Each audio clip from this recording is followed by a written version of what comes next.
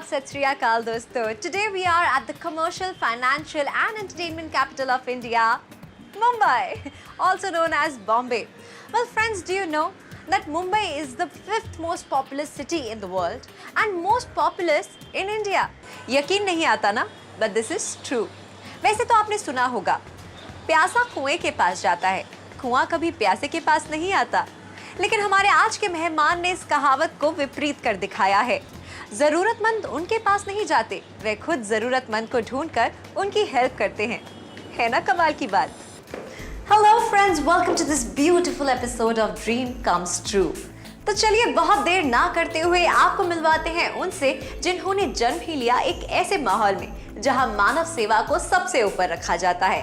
In other words, I'm taking you to an intellectual who's not just a successful entrepreneur but also a real hero of the society. इनके समाज सेवा के चर्चे ना सिर्फ India में बल्कि फॉरेन में भी हैं. The introduction that I gave for him is not enough to know him. To know him better, come let's meet him. Let's go.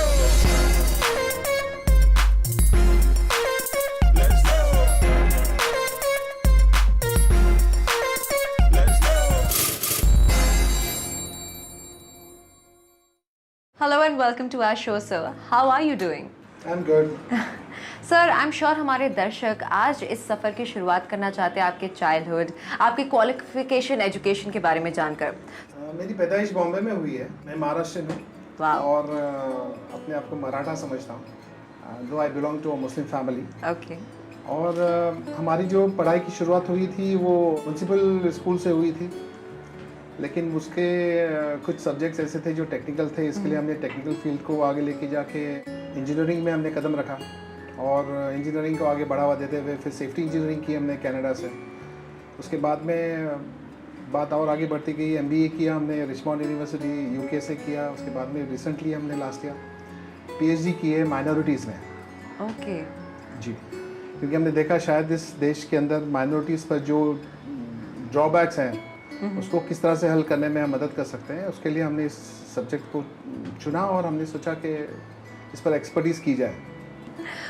Well, यही है इबादत, यही दिनों दुनिया कि काम आए दुनिया में इंसान के इंसान. So please tell us something about this beautiful saying. मेरे वालिद साहब फ्रीडम फाइटर थे और मैंने बचपन से उनके साथ में ज़्यादातर वक्त गुजारा है. मैंने देखा है लोगों की कैसे खिदमत करते हैं और घर से ज़्यादा उन्होंने अपना वक्त लोगों की खिदमत में गुजारा है. इस चीज़ का काफ़ी सारे एग्जांपल्स हैं हमारे सामने और मेरे सामने. तो मैंने उन चीज़ को ज़्यादा अपनाया. मेरे ख्याल में मेरे वालिद साहब मेरे इंस्पिरेशन है इस काम के लिए कि मैं लोगों की खिदमत करूं, लोगों के लिए अपना वक्त दूं. क्योंकि खुद के लिए तो सब जीते हैं लेकिन लोगों के लिए जीने में जो मज़ा है वो शायद कम लोगों को नसीब होता है. And I am very proud to be for that कि मुझको इस चीज़ से ऊपर वाले ने नवाजा है कि मैं लोगों की खिदमत करने के लिए अपना वक्त देता हूँ. How beautiful is that? Well, you are running a successful business. उसके अलावा आप सोशल एक्टिविटीज़ भी करते हैं, तो आप कैसे मैनेज कर पाते हैं अपना बिजनेस इन सोशल एक्टिविटीज़ के साथ? एक्चुअली बिजनेस बहुत इंपॉर्टेंट होता है. डेफिनेटली. कमाना बहुत इंपॉर्टेंट होता है. बिल्कुल. तो वो हमने हमारे हार्ड वर्क से, मैंने हमारी वाइफ ने मिलके जो रेलगाड़ी के डब्बे होते हैं उसको दौड़ाया है. अब एक वक्त ऐसा आया कि हमको ऐसा महसूस होने लगा कि society has given us name, fame, things what we actually require. Right. तो हमने कहा अब this is the time when we have to return to the society. And coming to this thoughts I have just divided my timing into से 50% के कुछ वक्त को मैं फैमिली को देता हूँ, कुछ वक्त को मैं अपने बिजनेस को देता हूँ. उसके बाद जो वक्त जितना भी बचता है मैं सोशल एक्टिविटीज़ में गुजारता हूँ. Well, that's lovely and that I think everyone should do जितना हो सके. एग्जैक्टली. I've heard कि क्रिकेट आपके लिए पैशन है. Is that true? Yes, very true. And आपने कतार में हनान क्रिकेट क्लब भी खोला है. तो ये क्लब बाकी क्लब से कैसे अलग है? कोई स्पेशलिटी इस क्लब की? कई बरसों पुरानी बात है कि कतार में डे एंड नाइट मैचेस नहीं हुआ करते थे और I was the first person to introduce those matches in Qatar. Okay. Yes. And after that I used to take friendly matches along with local teams there. Ji. We used to play softball. उसके बाद में ऐसा हुआ कि सोचा ज़्यादा cricket famous होने चालू हो गया. इंडिया पाकिस्तान की मैच भी हुई थी उधर, तो I was much involve in that match. Wow. हमारी टीम की जो खासियत है वो ये है कि मेरी टीम के अंदर जो भी प्लेयर्स हैं वो या तो कहीं ड्राइवर का काम करते हैं या लोअर कैटेगरी के अनस्किल्ड वर्कर्स हैं, लेकिन उनमें खेलने का पैशन इतना ज़्यादा है कि उन्होंने अभी तक 5 साल से हम लोगों ने एकजुट होके काफ़ी टूर्नामेंट जीते हैं। I can tell you out of 50 48 we were the winners. Right. तो ये उनका एक स्ट्रेंथ है और ये बाकी टीमों से अलग है क्योंकि 5 साल कोई टीम एक साथ में अभी तक खेली नहीं है कतर में। तो that's why Hanan cricket club is a special club for me in Qatar. Most definitely.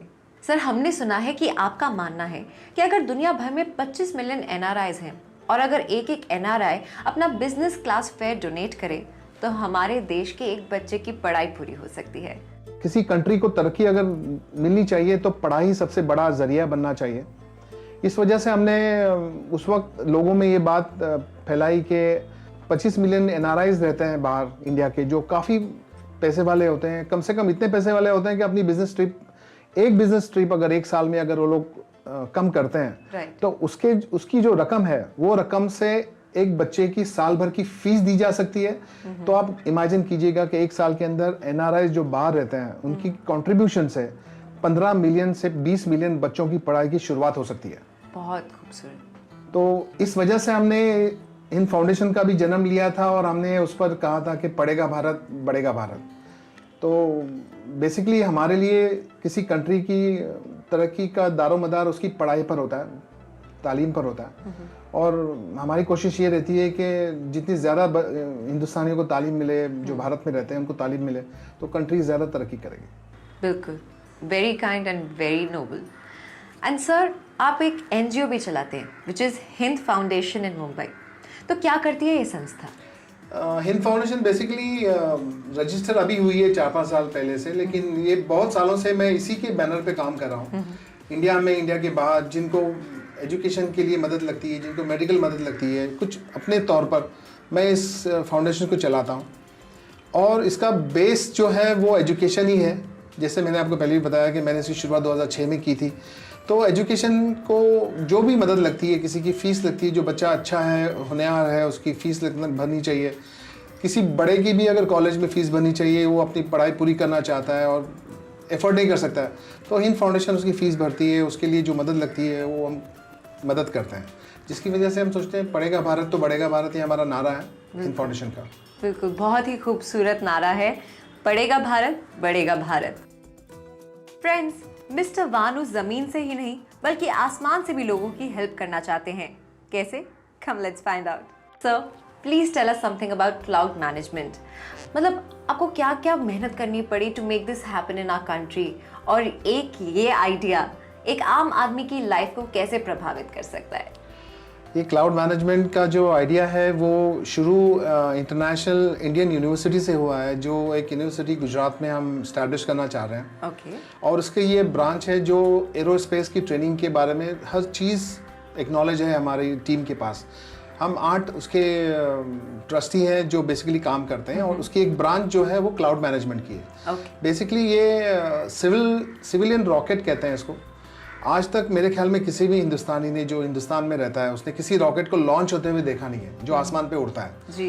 तो हमने इस चीज़ को लोगों में इतना आम करने की कोशिश की है और करेंगे इंशाल्लाह आगे, ताकि ये एक फार्मर्स के लिए बेनिफिट है। इस रॉकेट के उड़ने से हम क्लाउड्स को मूव कर सकते हैं, क्लाउड्स को बारिश के लिए उसको इस्तेमाल कर सकते हैं, और जो फार्मर्स के लिए आज के दौर में जो तकलीफ़ें हो रही है इसको काफ़ी मदद मिलेगी। हमारी जो मौसम विभाग है हिंदुस्तान का वो भी अक्सर एक्यूरेसी से काम नहीं होता है उससे, और इस मैनेजमेंट से और इस रॉकेट के लॉन्चिंग से हमने इसको आम कर दिया है। और ये इतना एक्सपेंसिव भी नहीं है कि एक आम फार्मर इसको यूज़ नहीं कर सकता है। तो इस सोच को लेते हुए हमने 1 किलोमीटर का रॉकेट लॉन्च किया सक्सेसफुली, 1.5 का लॉन्च किया successfully. Now very shortly we are planning to launch 10 kilometers rocket launching, and we are targeting to, we have the design along with our team for 100 kilometers. Basically that's an orbit. Lovely. Satellite NASA. And I hope our government will utilize this technology, and this has not happened anywhere in Asia. So we are the first to do it in Asia as an experiment, and we are successfully doing it.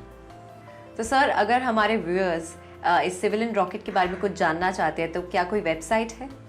Actually ये शुरुआत हमने first launching का किया हुआ था 1 kilometre का कुछ 1 महीने पहले, और 1 महीने के अंदर हमने उसको 1.5-2 किलोमीटर्स पर ऑलरेडी सक्सेसफुली उड़ाया है। और ये इतना छोटा स्पैन है क्योंकि हमने हिस्टोरिकली हिस्ट्री में भी पहले देखा है कि 10 साल लगे थे हमको 1 किलोमीटर से 1.5 किलोमीटर का टेस्ट करने के लिए इंडियन गवर्नमेंट को, और ये हमने 1 महीने में कर दिखाया। और हमारी जो स्पीड है इसको सक्सेसफुल करने की आम लोगों के लिए वो बहुत ज़्यादा है। Right. इसके लिए थोड़ा सा वक्त लगा और ये अंडर प्रोसेस है जो हम इसको नेट पे आम लोगों के लिए नॉलेज के लिए देना चाहते हैं, क्योंकि हमारे पास पूरी डिज़ाइन है इसकी। 100 किलोमीटर्स की पूरी डिज़ाइन हमारे पास अवेलेबल है, इसकी सिलेबस हमारे पास अवेलेबल है। Okay. हम इस चीज़ के इंजीनियर्स पैदा करना चाहते हैं एरोस्पेस के, ताकि आपको पता होगा electrical engineer, mechanical engineer, doctors के लिए सर्टिफिकेशन होते हैं, you can have your degrees on, but आज तक एरोस्पेस की डिग्रीज के लिए जो एक्चुअल होना चाहिए वो नहीं है। जो हमारे पास का पूरा सिलेबस है, हम चाहते हैं इंडियन गवर्नमेंट के साथ इस चीज़ को हम बढ़ावा देके हिंदुस्तान की तरक्की में हम शामिल हों। Basically we want to have a landmark done through us to the Indian government and to India and to Asia. Lovely. Well, whenever I used to do some social activity, I had this habit of telling everyone. क्यों? आप भी यही करते हैं ना? But Mr. Vanu, he's such an amazing personality with a humble heart. Well, till he spares some more time for us, चलिए जानते हैं कि क्या इनके ऑफिस में भी समाज के प्रति लगाव की झलक देखने को मिलती है। And for that, आइए सबसे पहले मिलते हैं दिनेश भाई से। Hello mister Dinesh, welcome to our show. कैसे हैं आप? मैं ठीक हूँ। और मिस्टर दिनेश, आप एक ऐसी शख्सियत के साथ काम करते हैं जो सोशल वर्क में लोगों की मदद करने में विश्वास करती है, तो आपका अनुभव कैसा है मिस्टर वानू के साथ काम करने का? नेक दिल और नेक इंसान के साथ में काम करने में खुशी ज़्यादा होती है। तो आप बहुत खुश हैं इनके साथ काम करने में। वेल मिस्टर दिनेश, आपसे बात करके बहुत अच्छा लगा, थैंक यू सो मच। तो फ्रेंड्स, देखा आपने, बॉस तो boss, his workers also have the same spirit. वैसे मिस्टर वानू के साथ ऐसे कई लोग जुड़े हैं जो उन्हीं की तरह सोशल वर्क में डायरेक्टली या इनडायरेक्टली अपना सहयोग देते हैं, और ऐसी एक खास पर्सनालिटी है मुंबई पुलिस से मिसेस सुजाता पाटिल। मुंबई में ग्राउंड लेवल पर क्या प्रॉब्लम है और कैसे पुलिस डिपार्टमेंट सोसाइटी को साफ और खुशहाल बनाने में हेल्प करती है, आइए उन्हीं से जानते हैं। वानू साहब जो है उनके बारे में क्या कहें, वो तो बहुत अच्छा काम कर रहे हैं। उनका कंट्रीब्यूशन तो पुलिस के लिए, समाज के लिए बहुत अच्छा है।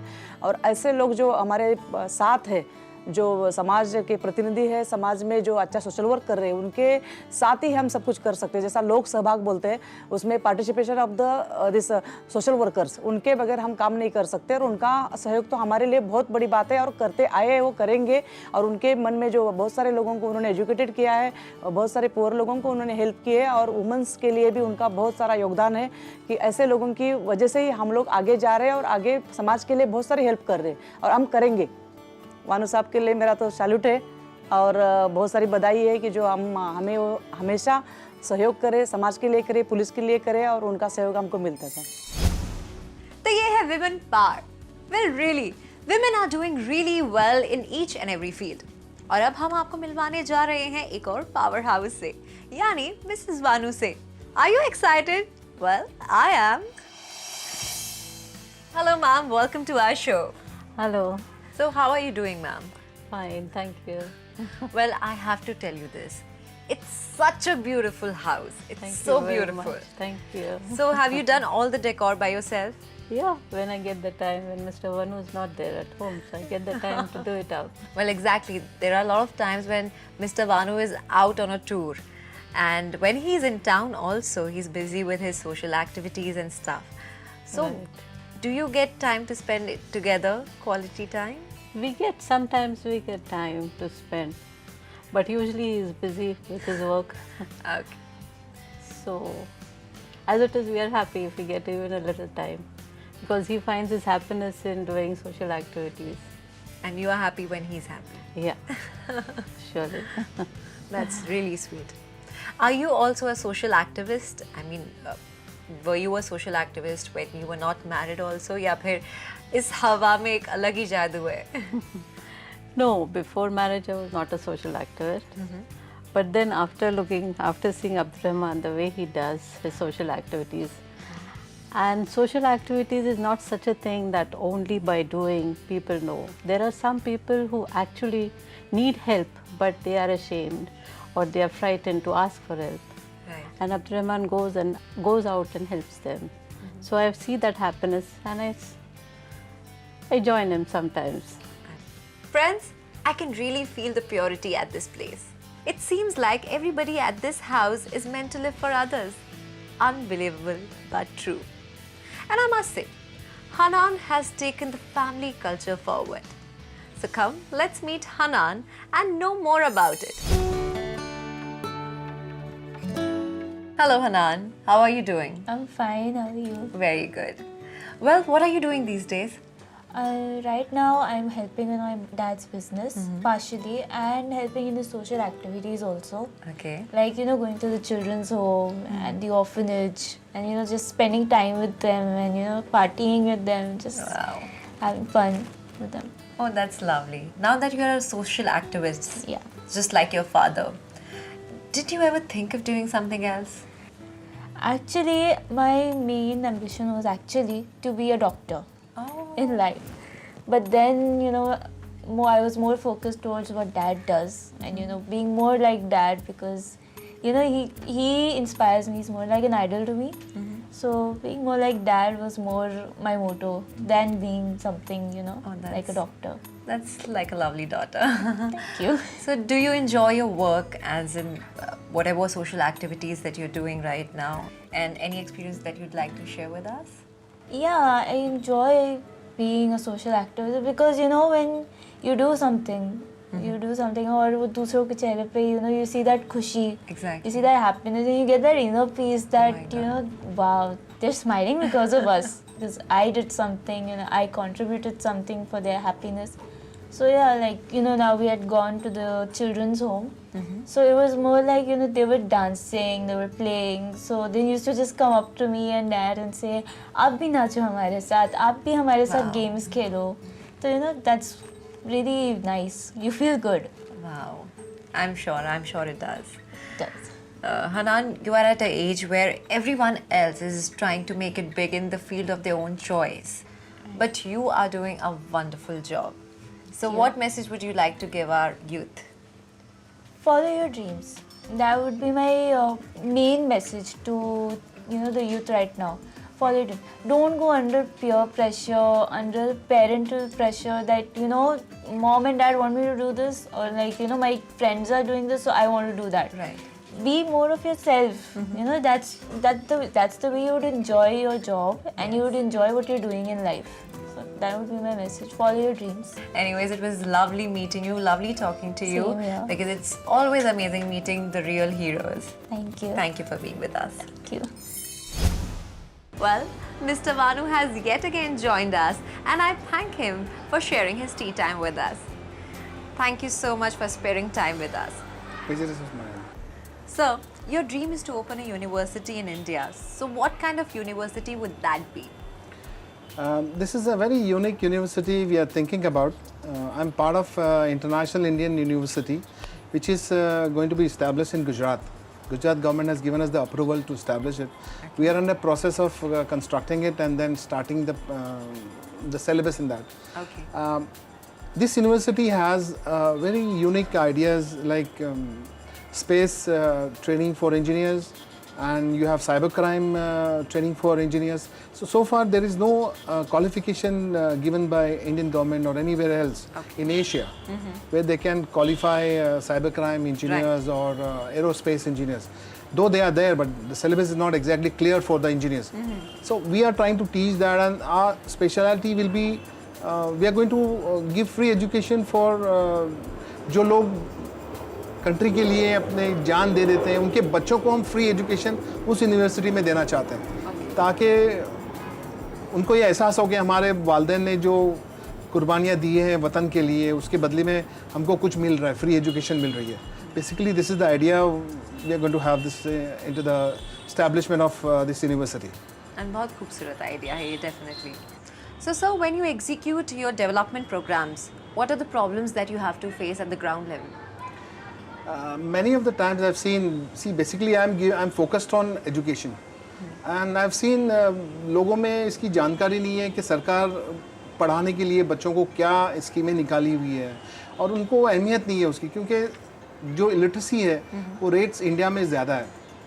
और स्पेशली अगर आप बॉम्बे की, महाराष्ट्र की बात करेंगे तो लोगों को पढ़ाई के बारे में जो उत्तेजना होनी चाहिए, जो उनको इंटरेस्ट होना चाहिए, वो नहीं है। तो हम जब कोशिश करते हैं उनको बताने के लिए कि आप स्कूलों में भेजो, तो ये सोचते हैं कि पता नहीं इससे हमको क्या फ़ायदा है जो ये सोशल एक्टिविटी करते हैं। लेकिन हमारे तरफ से अगर आप सोचेंगी तो we don't want to leave that, because वो एक ऐसी कड़ी है हमारे और आम लोगों के बीच में जो पढ़ाई को अहमियत नहीं देते हैं। अगर हमने ये छोड़ दिया तो वो लोग वहीं रह जाएंगे, क्योंकि सरकार वहाँ तक पहुँच नहीं पाती है और इनको ऊपर पहुँचने के लिए कोई सीढ़ी की मौजूदगी मिलती नहीं है। तो we are working as a catalyst in between the common man and the government. So I think we are doing a job to fulfill this gap, and at the same time we expect common man also to do some initial time out for themselves. Right.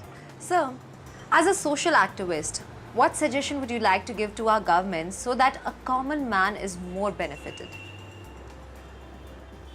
Well, we are too small to give suggestion to the government, but I think I'm sure government is looking ahead to reach all their schemes to the common man, along with the help of social activities and many other schemes.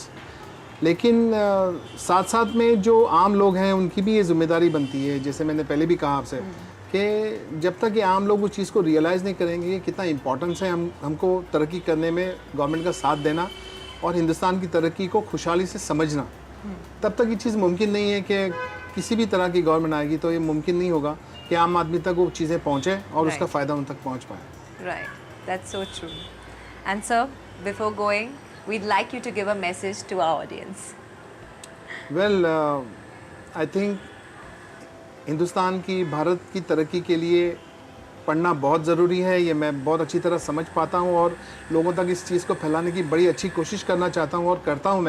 मैं चाहता हूँ कि हिंदुस्तान का हर शहरी तालीम को importance दे ताकि हिंदुस्तान की तरक्की हो और आने वाले वक्त में हिंदुस्तान एक बड़ा पावर कहलाए, वर्ल्ड पावर में उनका नाम आए, और उसकी तरक्की के लिए तालीम बहुत ज़रूरी है, मैं समझता हूँ। इसीलिए हमारे हिंद फाउंडेशन का नारा भी यही है कि पढ़ेगा भारत तो बढ़ेगा भारत। बिल्कुल, most definitely sir, it was a pleasure meeting you. और आपको सुनने के बाद आई एम श्योर हमारे व्यूअर्स ज़रूर इसमें बिलीव करेंगे, पढ़ेगा भारत बढ़ेगा Bharat, and they will start believing in serving humanity. Thank you for being with us. My pleasure, thank you very much. यही है इबादत, यही दीनो दुनिया के काम आए दुनिया में इंसान के इंसान। पर जितनी खूबसूरत ये बात है उतनी ही खूबसूरत इस बात को कहने और मानने वाले की शख्सियत। Mr. Abdul Rahman Wanu and his family is doing a tremendous job. This day was full of emotions and I'm sure you must have realized that. वैसे देखा जाए तो चैरिटी के नाम पर पब्लिसिटी बटोरने वालों की कमी नहीं है, लेकिन इंसानियत को जिंदा रखने का बीड़ा जो मिस्टर वानू और उनकी टीम ने उठाया है उसे वाकई किसी पब्लिसिटी की जरूरत नहीं। A grand salute to this man from the entire team of Dream Comes True. वैसे आई एम श्योर इंसानियत को फिर से दिलों में जगह दिलाने वाली आज की ये मुलाकात हम सभी को याद रहेगी। आज के सफर पर विराम लगाते हुए मैं हरप्रीत आपसे विदा लेती हूँ, इस वादे के साथ कि अगले एपिसोड में फिर मुलाकात होगी एक नए खास मेहमान के साथ। तब तक के लिए you take care and bye bye.